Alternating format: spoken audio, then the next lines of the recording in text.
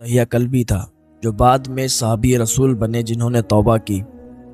توبہ سے پہلے یہ بہت بڑے کافروں میں شمار ہوتے تھے، دولت مند تھے، نام تھا، عزت تھی، شہرت تھی اور خوبصورت بہت تھے۔ اتنے تھے کہ جب گھر سے باہر نکلا کرتے تھے تو عورتیں اپنے اپنے چھتوں پر چڑھ کے دیکھا کرتی تھیں۔ عورتیں لائن در لائن، قطار در قطار ادھر ادھر سے اپنے اپنے چھتوں سے جھانک کر دیکھا کرتی تھی جب دہیا کلبی گزرا کرتے تھے۔ ان کے ایمان لانے کے لیے حضور نے ان کے لیے دعا فرمائی اور حضور کی دعا قبول ہوئی۔ ایمان لے آئے تو سرکار کے پاس جب تشریف لائے تو سرکار کے پاس جب آئے تو آنے کے بعد رونے لگے۔ حضور نے فرمایا، دہیا کلبی کیوں روتے ہو؟ کہ سرکار میں بہت بڑا گناہگار ہوں، میں نے اپنی 70 بچیوں کو زندہ دفن کیا ہے سرکار، میں نے نہ جانے کتنے گھر اجاڑے ہیں، میں نے نہ جانے کتنوں کو برباد کیا ہے، میں نے نہ جانے کتنے قتل کیے ہیں سرکار، میں بہت گناہگار ہوں۔ حضور نے فرمایا، ابھی جب ایمان نہیں لائے تھے نا تو سب تمہارے گناہ تھے، لیکن جب تم ایمان لے آئے ہو، کلمہ تم نے پڑھ لیا تو مسلمان ہو گئے، اب تمہارا ایک بھی گناہ نہیں ہے، اللہ نے تمہارے سارے گناہوں کو معاف فرما دیا۔ اللہ فرماتا ہے، اور جبریل آئے تھے وحی لے کے حضور، اللہ تعالیٰ فرماتا ہے کہ وہ لوگ جو ایمان نہیں لائے وہ گناہگار ہیں، کافر ہیں، مشرک ہیں، لیکن کافر مشرک اگر ایمان لے آئیں، توبہ کر لیں، ایسے ہو جاتے ہیں جیسے بچہ ماں کے پیٹ سے نکلتا ہے، اس کے کوئی گناہ نہیں ہوتے ہیں، تو بندہ ایسے ہی ہو جاتا ہے جب وہ توبہ کر لیتا ہے، گناہوں سے معافی طلب کر لیتا ہے۔ سرکار نے انہیں بشارت دی کہ تم معاف کر دیے گئے ہو، تمہارے گناہوں کو بخش دیا گیا ہے۔ وہ عرض کرتے ہیں، سرکار جب میں کافر تھا، زمانے جاہلیت میں جب لوگ اپنی اپنی بچیوں کو زندہ دفن کیا کرتے تھے نا سرکار، تو میں بھی اپنی بچی کو زندہ دفن کرنے کے لیے لے گیا تھا۔ میری بیٹی بہت پیاری تھی، بہت خوبصورت تھی، بڑا پیار کرتی تھی، ابا ابا کہہ کے بلاتی تھی۔ سرکار ایک دن میں بیٹھا تھا، میری بیٹی میرے پاس آئی، مجھے پیار کرنے لگی، ابا ابا کہہ کے بلانے لگی، تو میں اس دن اپنی بیٹی سے بولا کہ ٹھیک ہے تم تیار ہو جاؤ، تم ایک جگہ لے چل رہے ہیں دعوت میں۔ میری پیاری بیٹی تیار ہوئی، اس نے کپڑے پہنے اچھے اچھے، اس کی ماں نے تیار کیا، میں اس کو باہر لے گیا سرکار، میں اس کو دفن کرنے کے لیے لے جا رہا تھا، لیکن اسے معلوم نہیں تھا کہ میں اسے کہاں لے جاتا سرکار۔ وہ سمجھ رہی تھی کہ وہ دعوت میں جا رہی ہے۔ حضور میں اپنی بچی کو لے کے جب نکلا تو کڑی دھوپ تھی اور ایک جنگل کی طرف میں سنسان جگہ پر چلا گیا۔ جب میں وہاں پہنچا تھا نا، سارے صحابہ بیٹھے ہوئے تھے، دہیا کلبی ابھی ایمان لائے ہیں، حضور نے دعا فرمائی، دہیا کلبی نے کلمہ پڑھا، مسلمان ہوئے۔ اب جب مسلمان ہو گئے تو پچھلے جتنے گناہ تھے اللہ نے سب معاف فرما دیے۔ ابھی پچھلی داستان سنا رہے تھے حضور کو کہ سرکار جب میں جنگل کے قریب پہنچا نا، سنسان جگہ تھی، بالکل سناٹا تھا، گرمی بہت تیز تھی۔ سرکار میں نے قبر کھودنا شروع کی، میں نے گڈھا کھودنے لگا، میں نے زمین کو کھودا، ایک قبر تیار کرنے لگا۔ میری بیٹی مجھے دیکھ رہی تھی، کہہ رہی تھی، ابا اتنی گرمی میں آپ یہاں گڑھا کیوں کھود رہے ہو؟ میں اس کو دیکھتا تھا اور قبر کھودنے لگتا تھا، کیونکہ زمانے والوں نے تانے بھی بہت دیے تھے، اور وہ زمانہ ایسا تھا نا کہ جب بیٹی ہوتی تھی تو لوگ تانوں سے اس کو مار دیا کرتے تھے۔ اگر وہ زندہ دفن نہیں کیا کرتا تھا نا تو لوگ تانے مارا کرتے تھے کہ تو اپنی بیٹی کو دفن نہیں کرتا ہے، تو اپنی بیٹی سے پیار کرنے لگا ہے، تو اپنی بیٹی سے محبت کرنے لگا ہے، نہ جانے کتنے لوگ تانے دیا کرتے تھے۔ یہ تو حضور کی بدولت سے آج بیٹیوں کو عزت مل رہی ہے۔ جب حضور تشریف لائے تو جو بیٹیاں زندہ دفن ہو رہی تھی نا، ان کو عزت ملی، لوگوں نے وقار سمجھا بیٹیوں کا، عورت کا مقام سمجھا کہ عورت کا مقام کیا ہے۔ حضور نے عورت کے وقار کی پہچان کروائی، ورنہ کوئی عورت کی عزت نہیں کرتا تھا۔ آج لوگ نعرہ لگاتے ہیں کہ بیٹی پڑھاؤ، بیٹی بچاؤ۔ یہ 1400 سال پہلے میرے آقا نے یہی لوگوں کو بتایا تھا کہ بیٹی بچاؤ، بیٹی بچاؤ کا نعرہ لگایا تھا، اور بیٹی بچا کے دکھائی تھی، ورنہ لوگ زندہ دفن کیا کرتے تھے، اور سرکار نے بیٹی بچا کے دکھائی، بیٹی کو عزت دلوا کے دکھائی۔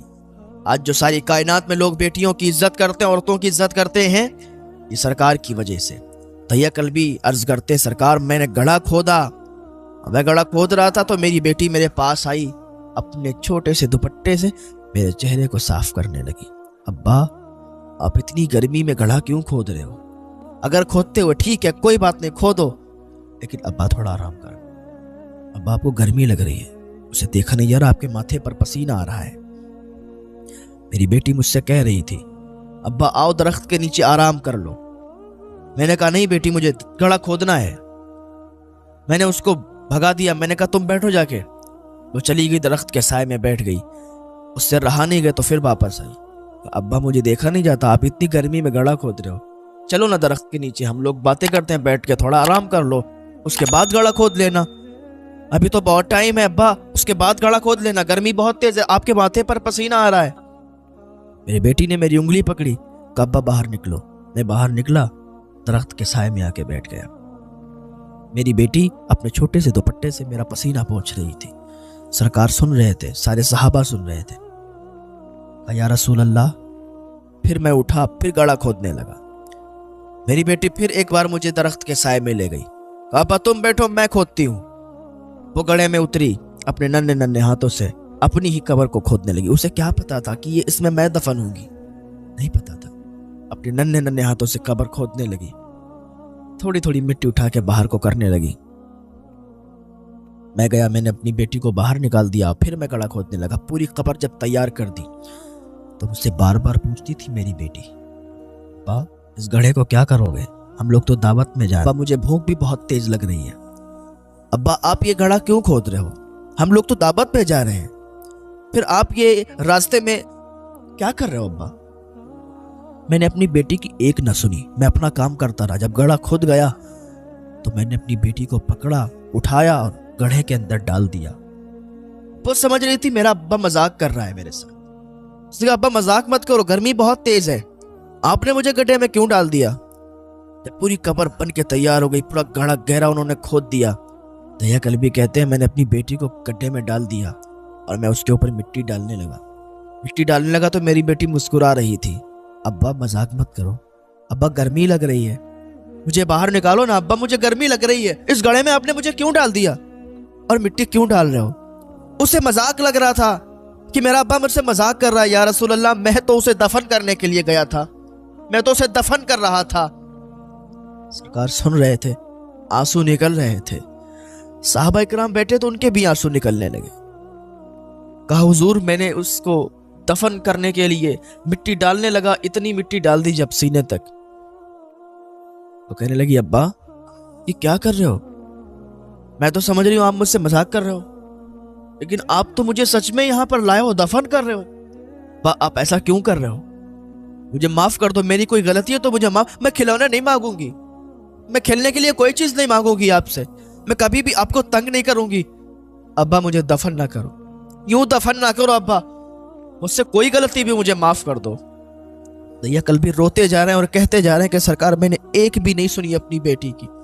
جب میں نے اس کے گلے تک مٹی ڈال دی نا, اس نے ساری آس لگانا بند کر دی, مجھے ابا بولنا بھی بند کر دیا. بس اس نے ایک ہی آس لگائی تھی, اے پروردگار کیا بیٹیوں کو بچانے والا کوئی نہیں آئے گا, کیا بیٹیاں ایسے ہی مرتی رہیں گی, کیا بیٹیوں کو ایسے ہی زندہ دفن کر دیا جائے گا, کیا بیٹیوں کو بچانے والا اب کوئی نہیں آئے گا. اس نے ہاتھ اٹھا کے دعا کیے تھے, مولا کوئی بھیج دے جو بیٹیوں کو عزت عطا فرمائے, کوئی بھیج دے جو بیٹیوں کا وقار انہیں واپس کرائے, کوئی ایسا بھیج دے کہ جس کی وجہ سے ساری کائنات میں لوگ بیٹیوں کی عزت کرنے لگے, بیٹیوں کا وقار سمجھنے لگے, بیٹیوں کا مقام سمجھنے لگے. مولا لیکن میرے دل پر کوئی اثر نہیں ہوا. میں نے اس کے پورے جسم کو قبر کے اندر ڈھک دیا, میں نے پورے جسم پر سر کے اوپر تک مٹی ڈال دی, اسے دفن کر دیا. اس نے اندر دم توڑ دیا ہوگا. سرکار میں نے اپنی بچی کو انہی ہاتھوں سے دفن کر دیا, انہی ہاتھوں سے زندہ دفن کر دیا. سرکار میں کیسے معاف کیا جاؤں گا, میں کیسے بخشا جاؤں گا. سرکار کے آنسو نکل رہے ہیں, سرکار رو رہے ہیں, لیکن کیا کریں, اب ایمان لے آیا ہے دہیا کلبی, اب حضور کا عاشق ہو گیا ہے, حضور کا دیوانہ ہو گیا ہے.